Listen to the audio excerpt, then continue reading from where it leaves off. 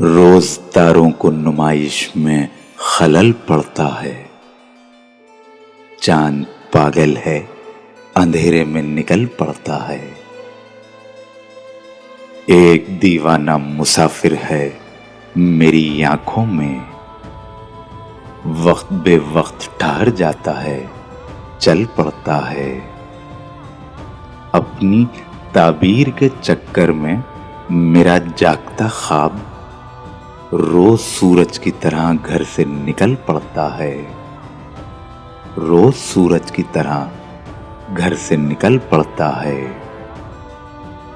रोज पत्थर की हिमायत में गजल लिखते हैं।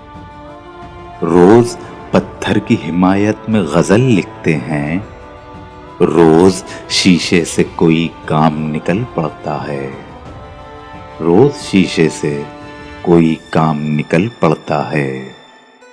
उसकी याद आई है, सांसों जरा आहिस्ता चलो। उसकी याद आई है, सांसों जरा आहिस्ता चलो। धड़कनों से भी इबादत में खलल पड़ता है। रोज तारों को नुमाइश में खलल पड़ता है। चांद पागल है, अंधेरे में निकल पड़ता है।